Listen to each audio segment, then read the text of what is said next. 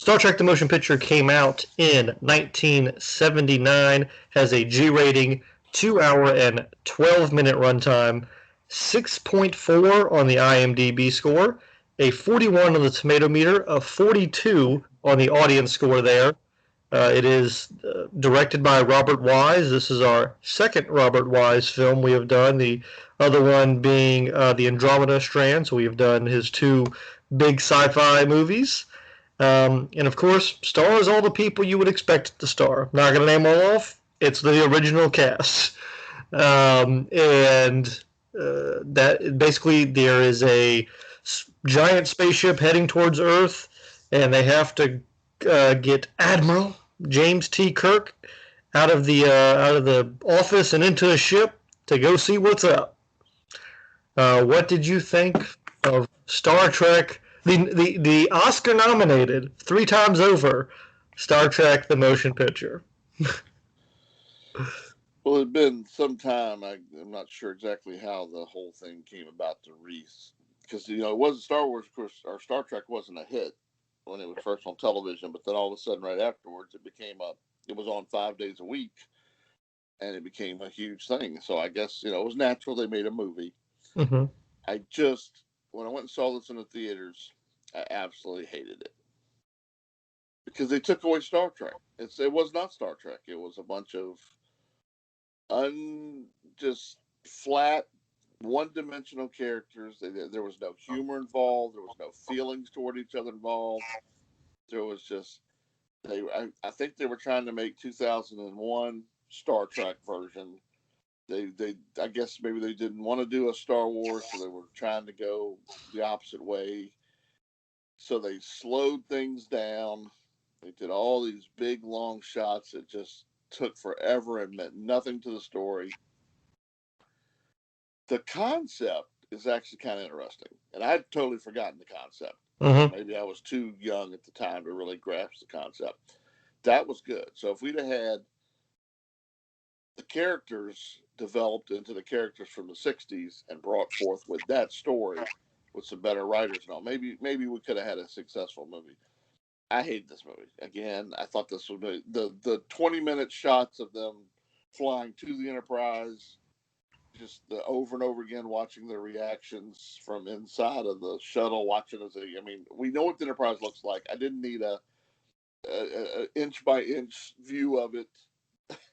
It just had a lot of wasted time. They could have cut 40 minutes out of this movie without even blinking, just by get them to the ship. Let's go. Let's move on with the story. I didn't need all that. Maybe it was cool, dramatic, and they wanted the pretty music, and I don't know. It just was boring. The costumes were horrible. Looked like they were all running around in their silk pajamas. Well, what that was about. Just everybody just seemed like, why are we here? What are we doing? What? I don't know. I don't know who did this. I'm not sure where it went wrong, but it went wrong. So this is my second viewing of Star Trek the Motion Picture. I had seen it a number of years ago. Did not care for it then. It was better this time, certainly. It is no Wrath of Khan or Search for Spock, but there were some positives that I noted this time. I don't like the suits, but they weren't as bad as I remember. The spectacle of it was definitely high of the time, as far as, like you said, like a 2001. This is what sci-fi epics are supposed to look like in some respects. So it was definitely incredibly slow paced. And yeah, there was one point, I think, when they were shipping out originally, where it was just like, good God, this is like a 10-minute scene of them just. It was like it made me appreciate the parody with Tim Allen. What's that movie again called? Galaxy Quest. It made me appreciate Galaxy Quest. That when they're exiting the ship for like 10 minutes, and it made me appreciate that sequence much more, and which that is the best Star Trek movie. But the characters weren't as bad. I think it was the performances of the actors much more than the writing from the character perspective, because I think maybe correct me if I'm wrong. I got the impression that Shatner was not wanting to Shatner it up more. He wasn't Kirk. He wasn't being Kirk. It seemed like he was trying to be much more serious leading man in this, and I think it was on him and some of the other actors than it was the actual script. Because I thought there was some decent writing as far as their connections. I like the concept. Man versus machine. It's the same kind of idea as far as humanity and what we're supposed to be as 2001, told in a somewhat coherent idea and fashion. So I appreciated that, and I really liked the. This is just kind of a weird side note. I liked the tractor beam scene in the beginning where that got messed up because that's. It just was a weird thing that you never really see happen in Star Trek. The tractor beams just always work, and so for someone to die from tractor beams screwing up and being unable to materialize was cool. But what else do you have to add to this? I have some other things, but I don't want to talk too much. You mean the transporter? Yeah, the transporter. What did I say? Tractor beam. So yeah. Sorry, transporter. Yeah, It that was was tractor. Yeah, of course, then they beamed Dr. McCoy over, so that was I think. weird. I don't know what else to say with it. It had, I really was the Stephen Collins and William Shatner scenes annoyed the hell out of me. Yeah, So tired of that. Just quit whining. He's an admiral. When the admiral walks on board, he's in charge. Shut up. yep. I'm done with this.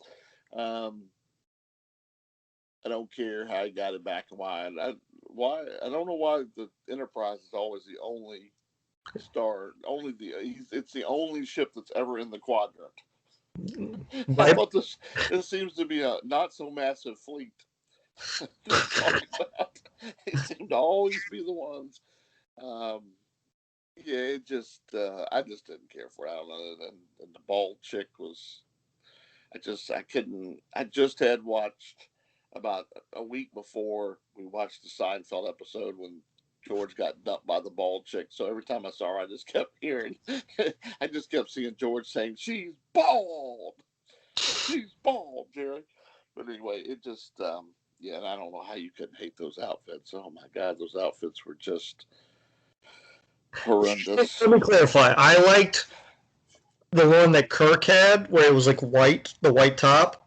Everyone else's I didn't like at all, but I thought Kirk's was okay. And you definitely hit on the point that he wasn't being Kirk. But why was he told not to be Kirk?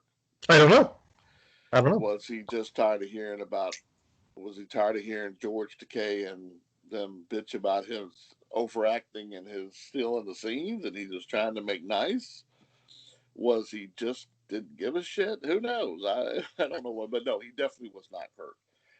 So Well, he did have a quote about the movie after seeing it. Apparently, he said, "Well, that's it. We gave it our best shot. It wasn't good. It will never happen again." But apparently, obviously later he said, "Well, shows what I know." yeah. I mean, did it make money? I don't even. I I don't even know. I did check to be honest. I might pull it up here in a second, but it's. Did you see some of the other interesting trivia as far as Ahura? Her earpiece was the only actual original thing. You know what? I actually didn't read the trivia to it because I just was like, or research much of it because I didn't. Like I said, I don't care for this movie. I don't. I try to act like it didn't get made. So I just ignore it. I'd rather watch the cartoon. Look, budget 44 million, box office 139. Well, that's why they made a second one. Yeah, It's that simple. I mean, there you go. Time, which I didn't really have that many friends that were Star Trek for Trekkies. I considered myself a on the verge Trekkie, not quite. I didn't know Scott couldn't stand Star Trek, so I didn't really have anyone to talk to about. But I do remember some of the friends that no, I don't remember anyone that liked this at the time. I just don't. I don't know. I can't. I don't. I mean, I guess there was, since it made that kind of, well, it made that money on maybe first view. I don't know who watched it the second time, but yeah, they need to have a trim down of this thing. Did a woman edit this or a man? I'm gonna guess a man, because your best films out are edited by women. That's simple. I look at even Lawrence Arabia. I think was maybe done by a woman, which is considered great editing. Pulp Fiction, all those. Men sit and shoot, you know, 15 weeks worth of shooting, and they hand it to the woman and say, handle this. And somehow women can't stop talking when they're telling a story, but somehow when they put a movie together, bam, bam, bam, they can do it. This is a fascinating theory that I would love to go deeper into at some point. Well, we will. I really think that's true. I think women do the best editing of movies. Interesting. Yeah. Well, there were a couple other little tie-ins and interesting notes. So the Klingon words that were spoken at the beginning of the film were actually invented by James Dolan, Mr. Commander Scott, of course. I think he'd also invented some Doohan? Doohan, excuse me. Red. I'm thinking something else. It was in the tractor beam. Yeah, he was stuck. Look, I've only had one coffee in this morning. And I can't think of what it's called. It's Gig Battle Force. Yeah. Grid Battle Force. Look, man, that's a hard thing to say. I will stick by that. That's Grid Battle Force. Grid Battle Force. Grid Battle Force. It's not hard. Command Center. Command Center. Why is that hard? That's easy. That's my point. That's my point. Command Center's easy. Grid Battle Force. Too many words. Grid Battle Force. I don't know. I don't have a problem with it. Anyway, enough Beast Morphers, which I believe you also have on YouTube. I do. Those are on YouTube. We're going to hopefully, my plan is to hopefully finish the entire series by the time Dino Fury comes out. Well, I've already finished the first season. So. Well, I'm at reviews and everything, but we'll see. Of course, the theme of this film was loved so much by Mr. Roddenberry that it was used for Star Trek: The Next Generation. So it did carry on in the lore. Decker. I didn't remember that till it came on. I was like, wait a minute. Yeah. Decker is actually related to another Decker from the Star Wars universe, or Star Trek universe, excuse me. I believe someone from the Doomsday episode or something. There was someone else who was named Decker. He's like his son, and they're related. So there was a Commander Decker, wasn't there? Well, this is his relations, his kin. And those are the big things I have. I mean, I guess we had to do it because you wanted to do them all, but yeah, this is another one of those ones that I never would have watched again had you not put it on the thing, because I just it kills Star Trek for me. And I know people are going to say, "Oh, you're being silly. That's dumb. It's a great movie," but I think if they actually think about it, it's probably the lightheartedness. Even Star Trek was, yes, it was campy, low budget, but it had a little bit of, I don't know, it just had a lighthearted part. Some of it, you don't need all of it, but this one just was like they were just rigid and I don't know. I just didn't care for it. It wasn't Star Trek.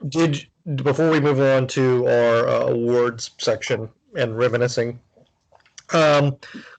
did you prefer the Andromeda Strand, the other Mr. Wise sci-fi film? No, they both sucked. Because I know you didn't like either one. No. Okay, just interesting. No, they're both in the same vein. They were just long, slow, drug out for no reason, when they each had a really neat idea that, yeah, I must not like his stuff. Well, that's it. I was going to point to, I think there's another movie of his that you also don't like. Yeah, didn't he do the big epic? He did two other big movies. He did West Side Story and The Sound of Music. Now, Sound of Music I love. Yes, but I know you don't. I can't stand. Yeah. I don't like the songs in West Side Story. Besides I couldn't really get into the story of West Side Story either. The gang thing I couldn't really deal with. But yeah, I don't like the songs in it. I don't know why, but I love the songs in Sound of Music. Well, And it's it was and we are missing one other big movie he did. what's that? The reason he probably got this film and he got the Andromeda Strand, he did The Day the Earth Stood Still. Which I like.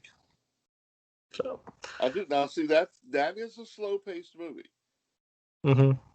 but it's barely two characters. Yeah, there's surrounding characters, and it's not a whole lot of movement. It's kind of in one place, Mm-hmm. and it's about the anticipation of what's going to happen.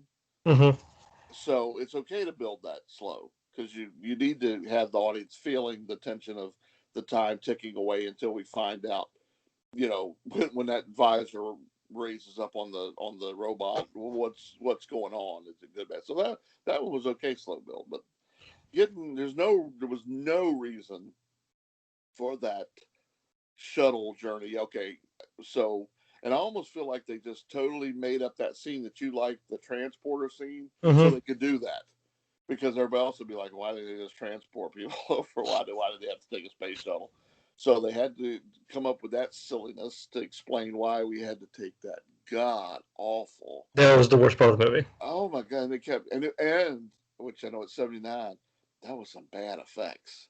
That screen, the picture, the window. I remember the picture in the window of that space shuttle when you kept seeing Kirk and them looking at each other when it was so bad. When 2001 recently came out and Star Wars recently came out, your bad effects excuse goes out the window when you're talking about a major franchise. Well, Star Wars didn't have the best effects, the first one. It had good ones. In They're 2001, great. excellent effects. So, okay, maybe it's not the time. Maybe they just didn't spend the money on it. Yeah. But, yeah, it was. They had to pay Kirk. They had to pay Shad. The Shad gets money. Probably didn't then, but. Yeah.